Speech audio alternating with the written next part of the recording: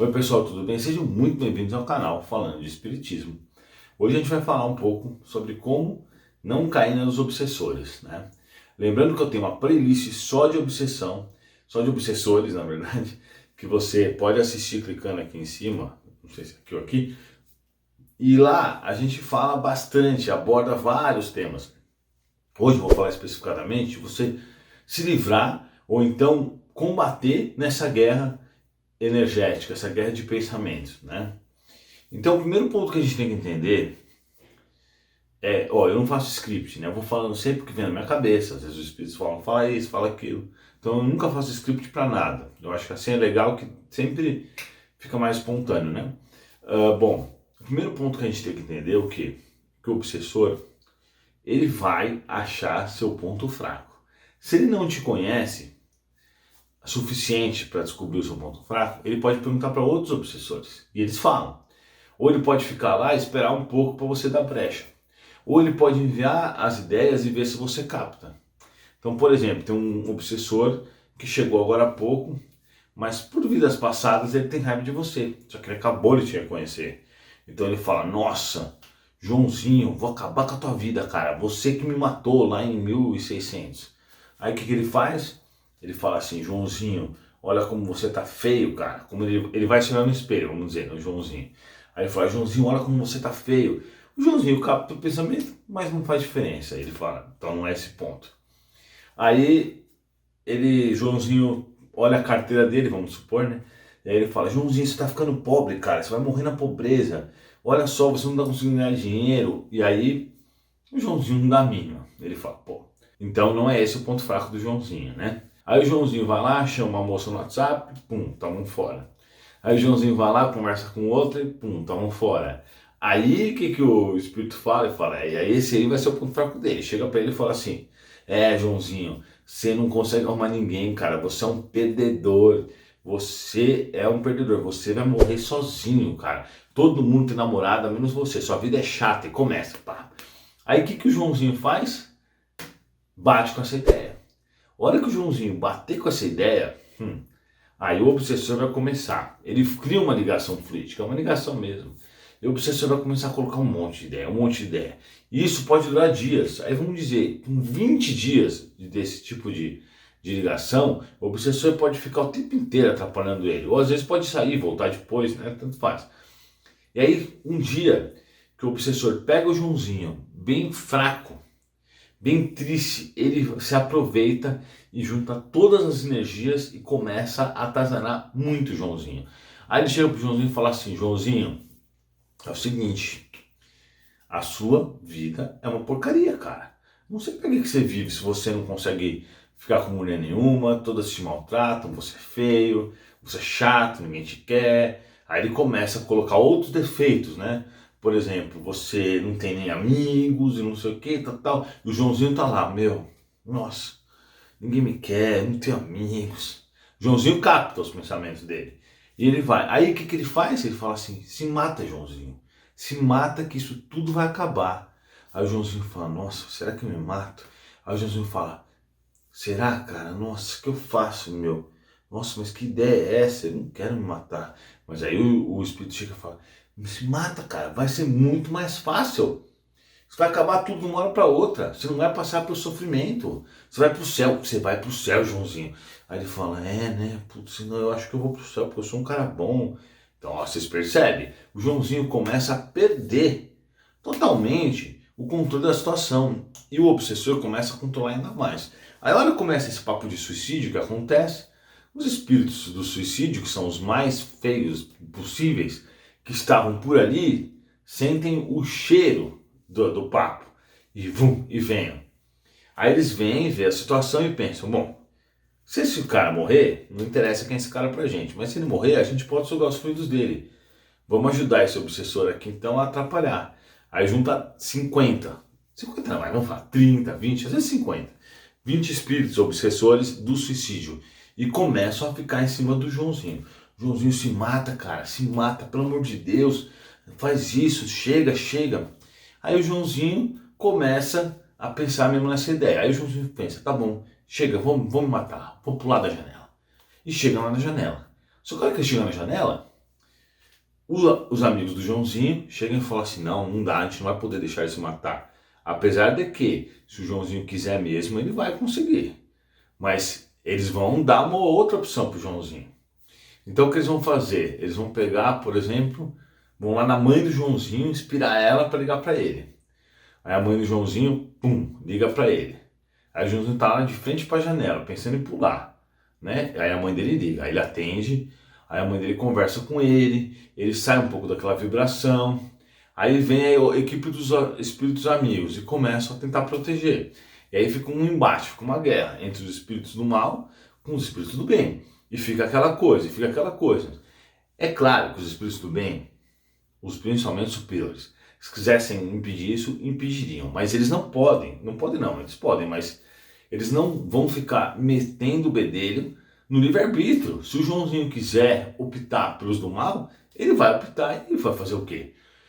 O Joãozinho vai se ferrar, vai perder a encarnação, vai ter que reencarnar todo defeituoso, mas é livre-arbítrio dele.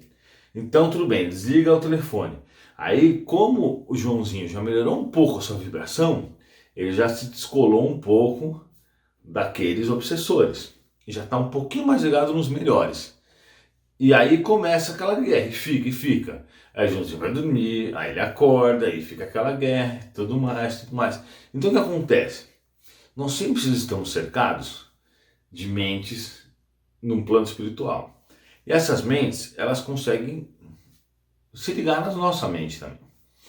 Então, quando você tem uma ideia ruim, você liga no ruim. Você tem uma ideia boa, você liga no bom. É igual aquela história do anjinho e do diabinho, né, que ficam no ombro. Então a gente tem que sempre se conscientizar que a nossa mente é fonte criadora. Então a nossa ideia vai realmente nos levar para algum lugar, ou A ou B. E a gente sempre tem que procurar colocar as boas ideias. Então o que é o certo? Agora eu vou falar como evitar esse tipo de coisa. Por experiência própria. Eu, na verdade, me conheço bem, graças a Deus. O Espiritismo me fez me conhecer muito bem e conheço também os obsessores, já sei como eles agem. Eu, graças a Deus, depois que eu fiz toda a reforma íntima, claro que eu sou uma criatura muito imperfeita, não sou um espírito evoluído, sou um Zé Ninguém, mas eu faço uma reforma íntima, me esforço para ser melhor a cada dia. Então a hora que vem esses obsessores, eles vêm o tempo inteiro, tá? Principalmente em mim, por quê?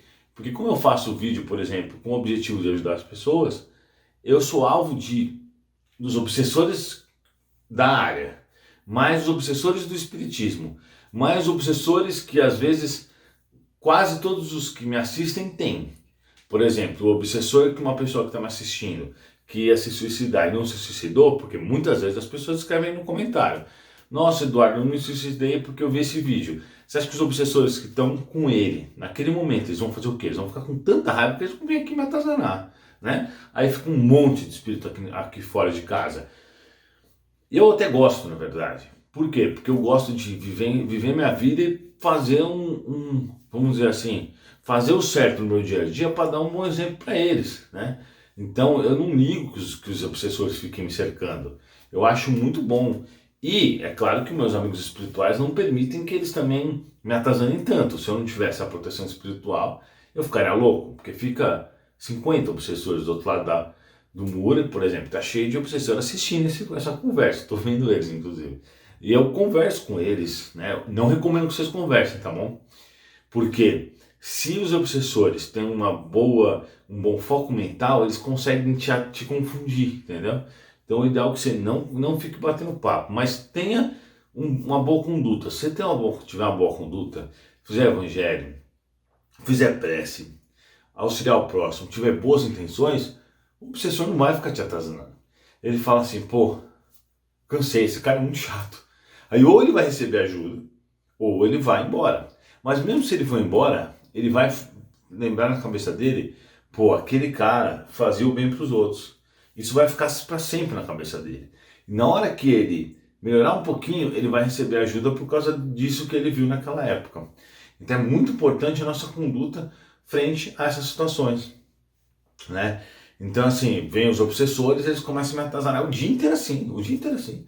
Aí eles ficam: não, chuta o cachorro, sei lá. Eles falam cada coisa. Por exemplo, esses dias eu fui lá, bom, eu vou falar, né? Aí eu fui lá, tava conversando com um policial, aí eles falaram assim pra mim, tira a arma e dá um tiro nele, olha as ideias. Tira a arma e dá um tiro nele. Você acha? É claro que eu não vou fazer isso, mas eles tentam. Porque vai que eu aceito. E tem gente que aceita, por isso que acontece essas loucuras que acontecem na TV. Mas é claro que o cara tá em baixa vibração e ele aceita uma proposta dessa. Então eles falam coisas absurdas pra mim, sabe? Que eu sei que é pensamento deles, eu ouço a voz deles, na verdade. E eu falo pra eles, cala a boca, né? Não vou fazer isso, para de ser tonto. Nem tenta esse negócio comigo, pelo amor de Deus. Então às vezes vem por exemplo, uma má notícia, alguma coisa relacionada a negócios, e aí eles já começam na minha cabeça, não, cara, se mata, chega, tá louco, você não vai precisar se preocupar com a sua empresa, você não vai precisar se preocupar em fechar negócio, vamos se matar e acabou. Eu falo, vocês acham que eu sou tonto? Eu não vou cair nessa, não adianta você ficar falando isso pra mim. Eu converso com ele, eu falo, pode parar, isso não vai funcionar, nunca vai funcionar, nunca funcionou e nunca vai funcionar comigo. Então eu tô tranquilo. Então acontece, pela reforma íntima, e a hora que você consegue começar a seguir os ensinamentos de Jesus, então a hora que você se policia, principalmente, lembrando que você nunca está sozinha. Isso é uma coisa que a gente tem que lembrar. Aliás, eu nunca estou sozinho, e vocês também não, e até, por exemplo, deixa eu pensar. Se eu quiser, por exemplo, andar sem camisa na minha sala, eu não posso. Porque tem tanto espírito aqui que é um desrespeito. Então eu não posso, eu tenho que andar de camiseta na sala da minha casa. Né? Não é o caso de vocês, claro, porque na minha casa existe um centro espírita, tudo, né? A parte espiritual. Mas o que eu estou querendo mostrar para vocês é o seguinte, todas as vezes que você acha que está sozinho, você nunca está sozinho. Ninguém nunca está sozinho. Sempre no mínimo um espírito, amigo espiritual seu, anjo da guarda, né? No mínimo ele vai estar com você. Então nunca, em hipótese nenhuma, você estará sozinha. E eu falo com grande convicção para vocês, vocês sabem, né? Quem me segue sabe que eu viajo bastante. Eu viajo para negócios também. Então, eu vou muito para a China, vou para os Estados Unidos, vou para o Canadá, vou para vários países, né? América Latina. E eu viajo bastante sozinho. Só que eu não estou sozinho, porque eu viajo conversando com os espíritos. Então, para mim, é muito natural. Às vezes eu pego o carro, por exemplo, vou para Santa Catarina, faço umas reuniões e volto. E para mim é tranquilo, eu vou batendo papo com os espíritos, tudo. Para mim é como se eu estivesse com alguém, com as pessoas. E realmente são espíritos, né? Mas eles estão lá. Então, o que eu quero dizer para vocês é o seguinte: nós vivemos em um planeta. Na verdade, nós estamos na dimensão dos encarnados. Existem duas dimensões: a dos encarnados e a dos desencarnados. Porém, nós somos espíritos. Então, ao mesmo tempo que a gente está nos encarnados, a gente está trocando energia com os outros desencarnados. E não é que existe assim, por exemplo, você tem a cor vermelha, você vai na vermelha. Você tem a cor azul, você vai na fila azul. Não é assim. É energia, ela anda sozinha. Não há essa necessidade dessa administração energética. Ela funciona sozinha. Então, quando você tem um pensamento bom, ele vai para cá. Um pensamento ruim, ele vai para lá, né? Na verdade, esse lado é o dos bonzinhos. Um ruim vai para cá e um bom vai para cá. Não tem lado, né? Mas eu estou dando um exemplo. Quando você tem um pensamento mais ou menos, ele vai mais ou menos para os dois lados. Entendeu? Então você é o que somente pensa. Por isso que os espíritos falam também que vale muito a intenção. E quando a pessoa morre, ela vai para um lugar que, vamos dizer, ela sempre teve mais intimidade. Não, ela vai... Mentira, não é que ela vai para um lugar que teve mais intimidade. Ela vai para um lugar compatível com a sua vibração, pelo menos nos últimos dias da sua vida. Entendeu? É claro que são duas coisas separadas. Né? Uma coisa é a reparação e a expiação pelos danos que você causou. E outra coisa é a vibração que você está. Né? Então, por exemplo, já abrangendo, já que ficou longo, eu vou deixar mais longo mesmo esse vídeo, tá? O que acontece é que existe uma diferença. Quando a gente comete muitos erros, mas se arrepende no final, as pessoas não vão para um umbral, né? Exemplo, no livro Sexo e Destino, do Chico Xavier, do espírito André Luiz, ele conta de um homem que faz um monte de coisa errada. Só que ó, ele se arrepende, vira um bom homem, e a hora que ele desencarna, ele vai sendo bem atendido e tudo mais. Isso quer dizer que ele foi perdoado 100% das coisas que ele fez? Não. Quer dizer que ele foi para um lugar bom porque ele já está consciente de que aquilo que ele fez é errado. Só que ele vai ter que reparar, ele vai ter que reencarnar, ele vai ter que ajudar as pessoas que ele prejudicou, ele vai ter que arrumar as coisas que ele desarrumou. Isso faz parte. É por isso que Jesus, quando estava sendo crucificado com um bandido, com um ladrão, ele falou: hoje nós estaremos no reino dos céus junto do meu Pai. O que quer dizer isso? Que eles iriam para um plano bom. Mas quer dizer que ele perdoou o ladrão das coisas que ele fez? Não. Né? Ou seja, quando a gente está em boa vibração e morre, vamos dizer assim, mais ou menos isso, você vai para um lugar bom. Por mais que você tenha feito coisas ruins. O que eu quero dizer com isso? É que é muito abrangente isso, né? Não é que, por exemplo, o cara roubou a população, um político. Eu falo político porque os políticos, eles têm as piores expiações possíveis. Porque é muito pior o cara ser um político e roubar do lugar que vai cair no hospital, que deveria, né, o recurso deveria chegar nos hospitais, nas escolas. Ele acaba com a vida de muitas pessoas. Então ele vai ter uma expiação assim terrível, terrível. Então, por exemplo, não é porque o político roubou um monte, aí no último dia ele está com boa vibração e vai para o plano superior. Não. É assim, a hora que ele se arrepende de tudo que ele fez, não há uma necessidade dele ir para o umbral. Porque o umbral serve mais para preparar, né, para amolecer o coração dele. Para que ele tome pancada, vamos dizer assim, para perceber que ele errou, para que ele desenvolva humildade, para que ele perca o orgulho. É para isso. Mas a reparação é iminente. Todos que cometem erros vão ter que reparar tudo que fizeram. Isso é fato. Então todos aqueles que fazem o mal vão ter que reparar o mal. E muitas vezes com o bem. Às vezes com um pouquinho de passando por situações e um pouquinho de parte boa, né? Mas voltando agora naquela parte do obsessor, então na realidade dá pra gente se livrar de obsessores? As pessoas perguntam muito isso pra mim, né? Principalmente aqui no canal. Aí como faz pra gente não ter obsessor? Como faz pra gente se livrar dos obsessores? Olha, não tem como a gente isolar os obsessores. Eles estão em todo lugar. Existem muito mais espíritos inferiores na crosta da terra do que bons espíritos. Eu vejo isso. Às vezes eu vejo um alcoólatra num bar, tem 50 espíritos com o cara bebendo. Então assim, tem espíritos para tudo quanto é lugar, com tudo quanto é intenção, e na maioria das vezes muito ruins, né, por conta disso. Porém, se você se mantém em boa vibração, fazer o evangelho, isso é interessante para manter sua casa limpa, né, se manter em prece, quer dizer, se manter em prece não, desculpa, não adianta ficar fazendo 3 horas de prece por dia, poucas, mas de boa qualidade, com o coração. Tem até um vídeo aí que fala sobre como fazer preces, né?